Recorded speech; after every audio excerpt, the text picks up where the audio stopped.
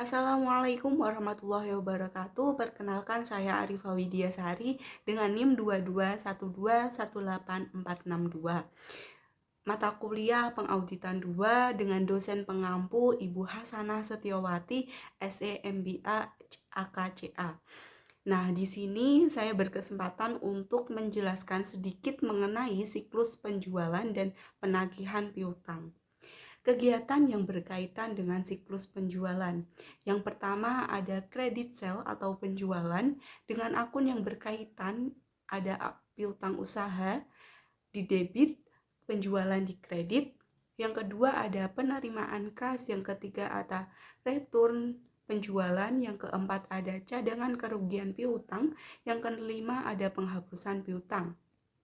Akun yang berkaitan dengan siklus pengauditan. Yang pertama ada penjualan, yang kedua ada piutang usaha.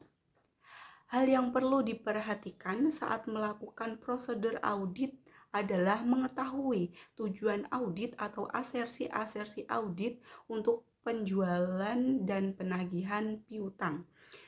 Asersi yang pertama yaitu keterjadian transaksi penjualan penerimaan kas maupun return yang sudah dicatat di jurnal merupakan transaksi yang benar-benar sudah terjadi.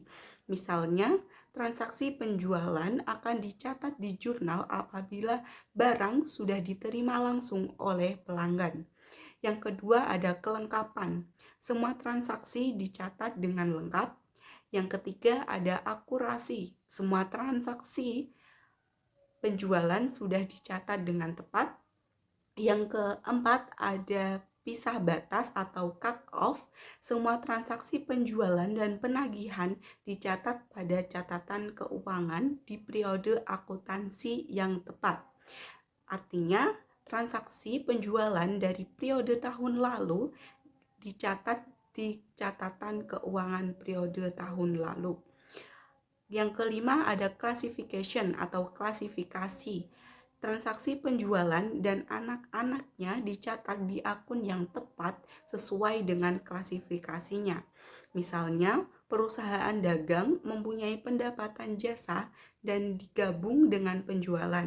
Itu tidak diperbolehkan walaupun sama-sama akun revenue, tapi tetap harus dipisah.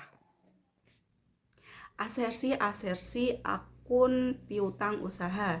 Yang pertama ada existence, akun piutangnya benar-benar ada. Yang kedua ada completeness, jangan sampai ada piutang yang tidak dicatat. Yang ketiga ada valuation dan allocation, yaitu jangan sampai perusahaan itu salah mencatat piutang. Piutang jika di laporan keuangan nilainya harus lengkap dengan cadangan kerugian. Cadangan kerugian tidak dicatat, maka asersi ini tidak tepat. Resiko yang mungkin muncul jika berbicara mengenai siklus penjualan dan penagihan piutang. Manajemen melakukan kesalahan ketika mencatat penjualan. Yang pertama ada overstate revenue, di mana perusahaan mencatat terlalu tinggi revenue. Yang kedua ada overstate cash dan gross receivable, yaitu kelebihan penyajian di akun kas yang diterima dan akun piutang penjualan di tahun sebelumnya yang dicatat di tahun ini. Misal, penjualan pada tahun 2022 belum dicatat atau ketinggalan dan dicatat pada tahun 2023. Ada 3 transaksi yang harus diperhatikan oleh auditor ketika ingin mengaudit siklus penjualan dan penagihan piutang. Yang pertama ada transaksi penjualan, yang kedua ada transaksi penerimaan kas, dan yang ketiga ada transaksi penyesuaian penjualan. Control activities for credit sale transaction. Yang pertama ada credit sale order, yang kedua ada computerized accounting system. General system berbicara mengenai sistem secara keseluruhan. Misal, perusahaan menjual di akun online shop. Di sana siapakah yang punya akses untuk membuka akun online shop tersebut dan dari prosedur penjualannya bagaimana. Apakah semua orang itu dapat mengaksesnya atau hanya orang tertentu saja dan perusahaan saja? Jadi kontrol ini masih secara umum. Common Document Record. Jika mengaudit penjualan, ada beberapa dokumen yang akan ditemukan. Yang pertama, customer order. Dokumen yang berasal dari customer yang berisi barang yang akan dibeli oleh customer kepada perusahaan. Yang kedua ada sales order, di mana dokumen yang dibuat oleh bagian penjualan atas dasar customer order. Yang ketiga ada dokumen pengiriman barang, dokumen yang dicatat oleh bagian gudang yang berisi barang-barang yang akan dibeli oleh customer. Yang keempat ada faktur penjualan, di mana dokumen yang berisi rekaman piutang customer ketika barang sudah diterima. Transaksi penyesuaian penjualan, dokumen dan catatan umum yang harus diperhatikan dari dalam transaksi ini. Yaitu yang pertama ada otorisasi pengembalian penjualan, yang kedua ada otorisasi penghapusan piutang, yang ketiga ada penerimaan laporan, yang keempat ada memo kredit, yang kelima ada entry jurnal, yang keenam ada jurnal penerimaan kas. Function and control activity.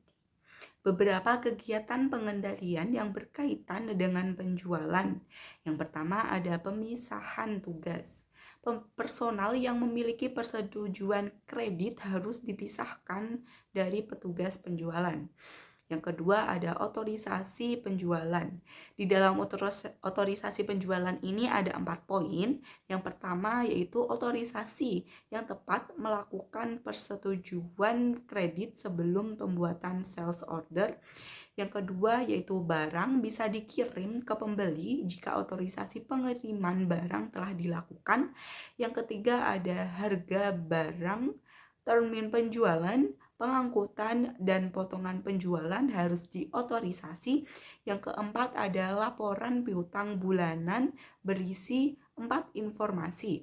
Yang pertama ada saldo awal, yang kedua transaksi penjualan, yang ketiga ada return, yang keempat ada saldo akhir. Prosedur pengauditan siklus penjualan. Yang pertama ada pengujian rincian transaksi, yaitu ada 3 poin. Yang pertama vouching revenue transaction, yang ketiga trade revenue transaction, yang ketiga cut off test. Yang kedua dari prosedur pengauditan ini ada pengujian rincian saldo. Poin yang pertama konfirmasi positif dan poin kedua ada konfirmasi negatif. Prosedur pengauditan yang ketiga ada controlling the request. Perusahaan akan mengontrol siapa saja yang mengirim surat konfirmasi dan siapa saja yang menerima surat konfirmasi. Nah, ada beberapa yang harus diperhatikan terkait dengan konfirmasi tersebut. Yang pertama yaitu ada alternatif prosedur.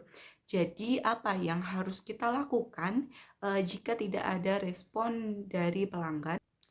Yang kedua, apakah ada exception di pelanggan yang harus diperhatikan? Yang ketiga, ada melakukan summary dan evaluation hasil konfirmasi. Yang keempat, yaitu mencocokkan ke akun asersi yang cocok. Baik, itulah sedikit penjelasan dari saya mengenai siklus penjualan dan penagihan piutang. Apabila ada kesalahan tutur kata mohon dimaafkan.